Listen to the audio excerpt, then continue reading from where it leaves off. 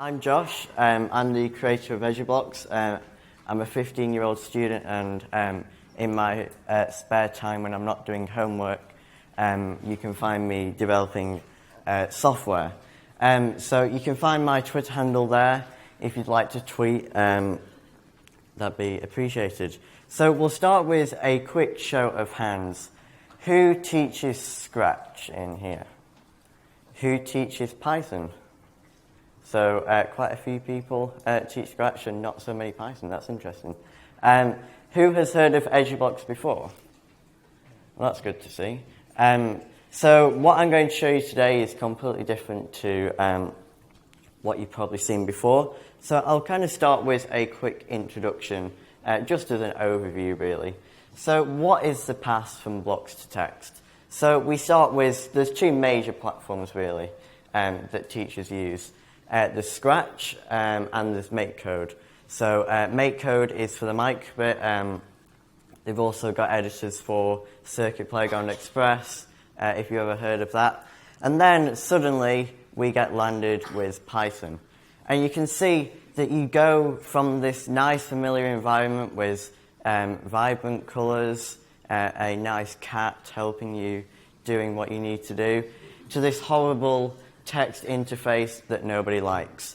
Put your hand up if you much prefer Python, just by looking at that. Absolutely no one. So you can see that we're throwing students into this thing where you have to start Python from no prior experience. And this can be quite hard, not only for students, but for the teachers as well. You know, teachers aren't software developers, and you're teaching a software developer language. So this can be quite hard. Here are a few problems that are quite common. Like I mentioned, suddenly the colourful blocks, the cat and the visual environment have gone. This can be quite scary for students and teachers. This is quite a big one. Python is obviously a text-based programming language, where Scratch and MakeCode is just dragging and dropping blocks. So students with typing skills that aren't kind of up to scratch with Python, this can be quite hard.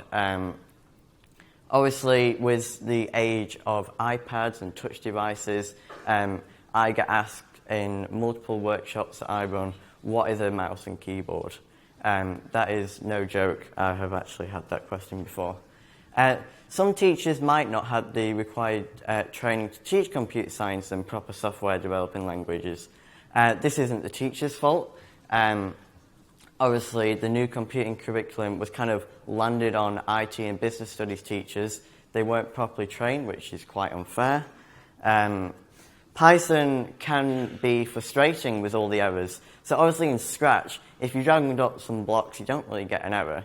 It kind of just works. Where with Python, if you don't have a capital letter in a certain command, then it can all go wrong.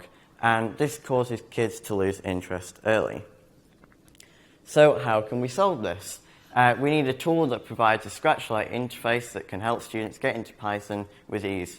Something that requires no complex typing skills and put all the things that people like about Scratch in a Python environment before students actually move on to typing Python. So here we go. This is that. So introducing EduBlocks. This is what I have been doing for nearly 4 years now.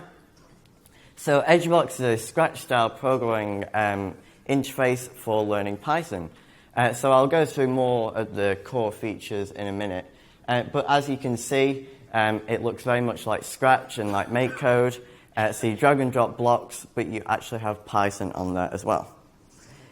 It's a platform to kind of get students not away from Python, but kind of just making the transition from the blocks to the text easier. So I'm not here to say, oh yeah, we should replace all programming languages with blocks, because obviously that's not the idea. But this is kind of like an easy way to get into the more proper stuff. It's a platform for educators to deliver text-based programming languages. So you might have students that are kind of ready to move on to Python, but might not have the skills needed. This is kind of for them as well, and for teachers who kind of want just something that will get them going and learning Python easily. So here are the core features of EduBlocks that I see are quite important. So text on the blocks. So looks very much like Scratch, but as you can see, if you know Python, the blocks don't actually have just normal English on. They have the proper programming language. So you can see that each block represents one line of code. You have indents with the way that the blocks are formed. That's kind of like the main feature. You also have a Python view. So once you have programmed your blocks, drag and drop, you can click a button and instantly you're in a Python text editor. Alongside this, once you've done your program in the blocks, you can download the .py file, which is the file that you can load up in Python, and you have your code saved. That's not a cheat to if you're doing a really long program in class and like, oh, I did all this, and you really just drag and drop the blocks. That's kind of not the idea of that, but more of once you've done your blocks, your code isn't lost. EduBlocks is a modal editor, so it doesn't just support Python. You have devices like the Microbit. Who uses the Microbit? Quite a few people. The Raspberry Pi. What's the other one? Circuit Playground Express. Anyone come across that before? So that's a little circuit playground device from a company called Adafruit. They're quite a big company in America. The other thing is EduBlocks is completely cross-platform, so there's no need to install a thing. If you wanted to get started with dragging and dropping the Python code and getting into EduBlocks, you can use it on Windows, Mac OS, iOS, Android, and Linux, unless someone has developed another operating system that I've not heard of. So yeah, like I said, there's all sorts of different modes that you can try, and each mode is kind of like, they're all very basic and easy to use. They're just kind of like different forms of Python. So the version that works on the Microbit is using something called MicroPython, which is basically a small version of Python. So this is kind of just trying to get students into learning Python with ease and not having that barrier to entry. So hopefully I'm going to brave doing a live demo. Hopefully this will work. So this is EduBlocks. So if you go to app.edublocks.org, this is what you see. If I just put that like that. So you have the different modes. If we select Python 3, this is what you come to. So like in Scratch, you have your menus and all that sort of stuff. So we'll just load up a sample. So you have samples in the library here. And if we just go into the spiral one. So this is using Turtle. So we've all used Turtle before if you've used Python. So the kind of idea of EduBlocks is Python can be quite boring. You can do very basic like print hello world. But the idea of this is that you can do the hello world stuff. So if I just drag that, I'll start with a very basic example. So import time, just get a loop from here. While true, so that's a forever loop in Scratch. A statement, print hello world, and then time.sleep, and we'll do LGFL, because that's where we are. And then basically, if you wanted to view the Python code, you click that button, and then you have a Python text editor. If you wanted to add something in, then you can type that. If we just go back to there and click run, you'll see the little animation, and then hopefully you can see that, and it starts printing Python. So that's one of the examples. If I just show you the more advanced sample with some turtle stuff, just so that we don't run out of time, we will put the speed up. Don't know why that's like that, but you can see that that just prints out a spiral. And that took me maybe 6 minutes to do. I've had 7 and 8 year olds, and it took them a similar amount of time. So basically, if you know Scratch, then you can do this, and you can see the Python code as you're doing stuff. So you just click that. Yeah.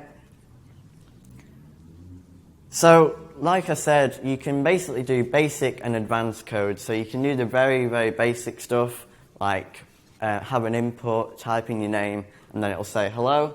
And then you can start going on to the more advanced stuff. It's really modular. I'm not sure how many of you have heard the Scratch saying of low floor, high ceiling, wide walls, which is their way of saying you can do very low level stuff, you can do high level stuff, and then you can expand on that.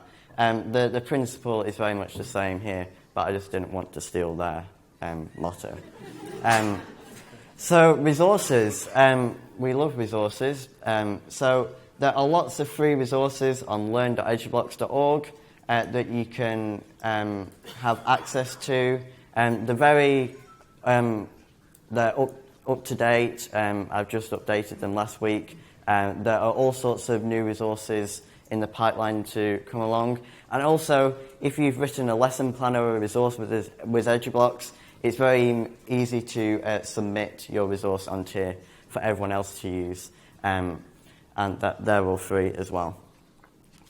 Now, I really like talking about these because these are like really popular, like very popular. So these are 1, 2, 3 coding cards. Has anyone come across these before? Yeah, quite a few people. So these are updated to actually work on every device now. So they used to only work on the Raspberry Pi. You can use these on absolutely everything. So these are cards that show each block of code, each program in Scratch, EduBlocks, and Python. So it kind of like transitions between the three, and you can clearly see what you're doing and what you're coding with that. So that's a really good resource as well.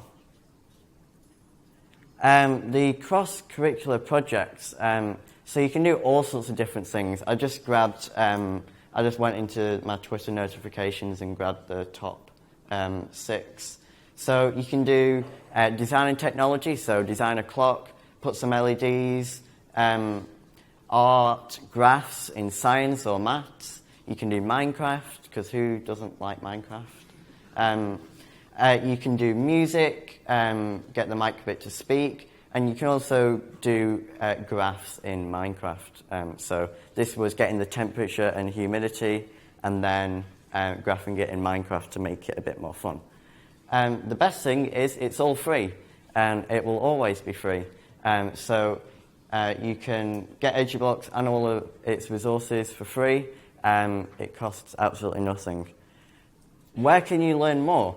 So you can go to the website, you can go to the learning site, you can go EduBlocks itself, or you can tweet me on Twitter if you have any questions.